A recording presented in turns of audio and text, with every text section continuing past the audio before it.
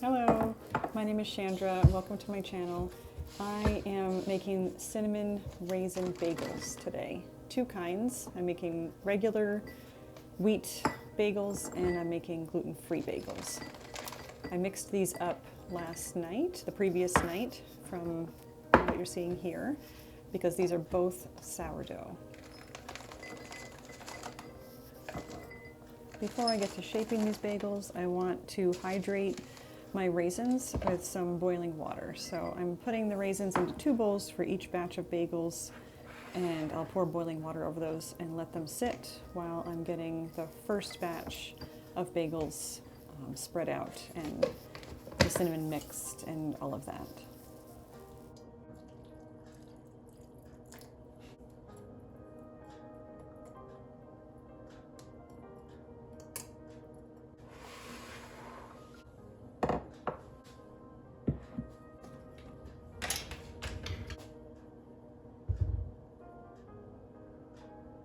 I'm making a cinnamon paste here, so I have about 4 tablespoons of cinnamon and 2 tablespoons of water.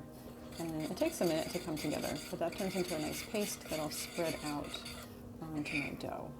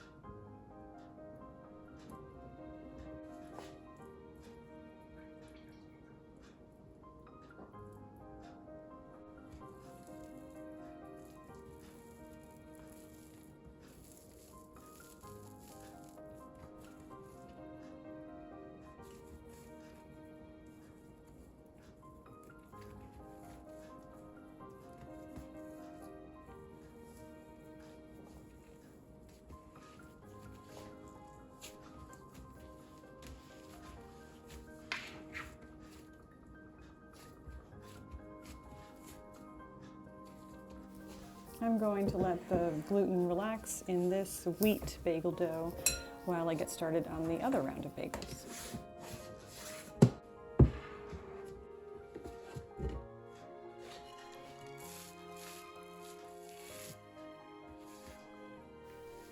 You'll see as I begin to get this spread out that the dough is not as much volume as the other dough. And I do wish I had reduced the amount of raisins. I have trouble with getting these shaped because there's a lot of filling. And I think just next time I'll reduce the raisins maybe even by half, so the dough has something to stick to. I was trying to stick to raisins and it doesn't work that well.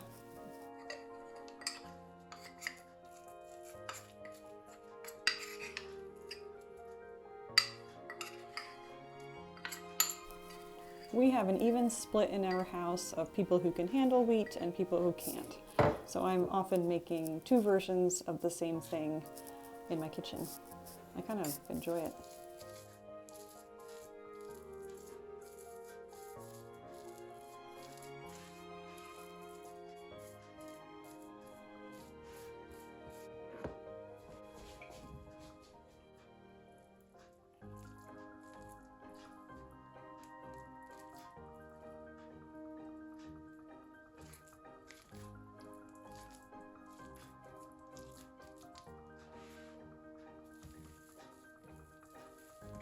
As impressive as psyllium husk is in making a workable dough, it does have its shortcomings. You can see that dough broke a little bit right there, which is totally fine. We're going to be shaping these bagels and repairing anything that tears, but you can see there are differences in working with gluten versus psyllium husk.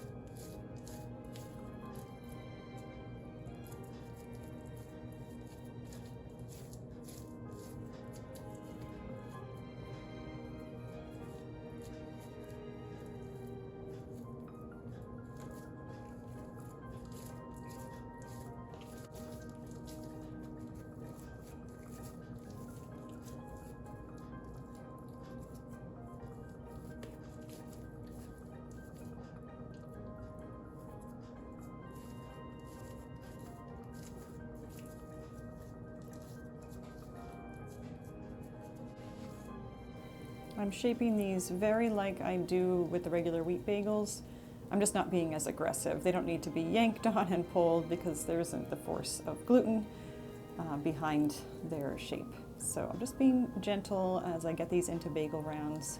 And after a few of these, I do get my hands wet because it started to get a little sticky, and that made things go a lot smoother.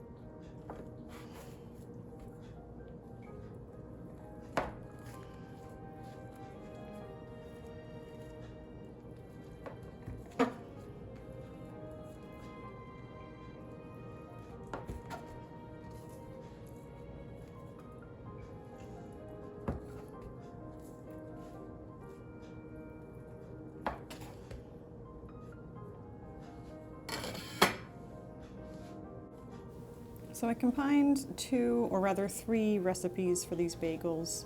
Of course, the sourdough gluten-free bagel recipe. I have the sourdough bagel recipe, and then I have the cinnamon raisin filling, which I used a different recipe for from either of those bagel doughs.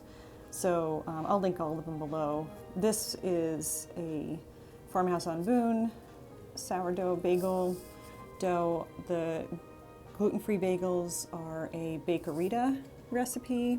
And the filling recipe that I liked was from King Arthur. I liked that there was no sugar in it, and I liked that cinnamon paste idea.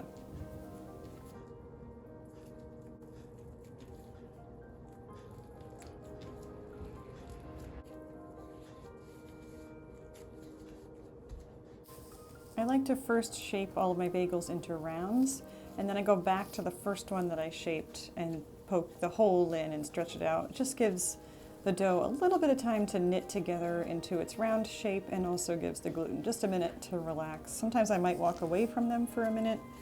If I'm doing a double batch, that helps because then there's more time between the last one and the first one. It's not imperative, but it does help a little bit to get a bigger hole in there, because when these puff up, that hole will shrink.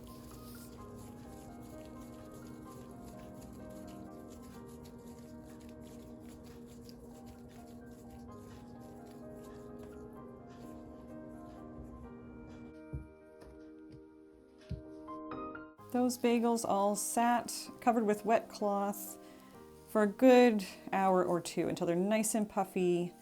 The best test, though, is that when you put them in the water, they should float. If you put your first bagel in the water and it doesn't float, stop. Don't do any more. What I've read is that you should let it stay in the water until it does float, then take it out and wait until the rest of the bagels are more puffy before you try again. So here are the gluten-free bagels coming out. Isn't it even just a little hard to tell if they are gluten-free or not? These bagels were so impressive.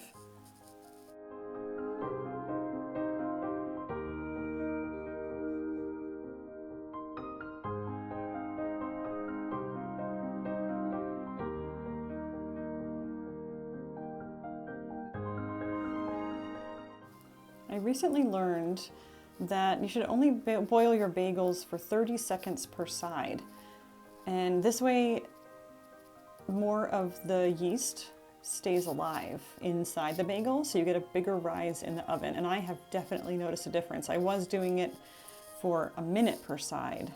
So now with 30 seconds aside, I'm finding I get higher bagels. I forgot to mention, I do add a tablespoon of baking soda and a tablespoon of sugar or honey or maple syrup to the water. And the baking soda gives the crust its shininess that bagels have, and the sugar helps with browning in the oven.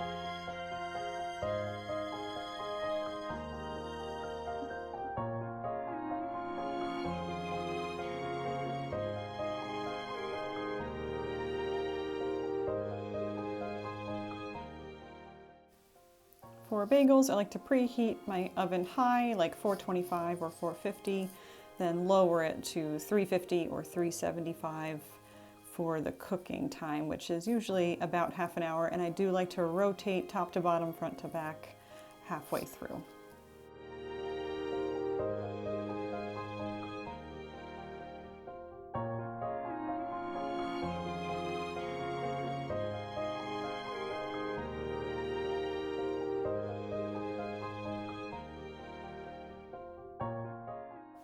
I mean, it's hard to tell which is which, right? These are the gluten-free ones, and these are the wheat ones. I'm going to cut into a gluten-free one to show you. Thanks so much for being here. I'll see you again next time. Bye.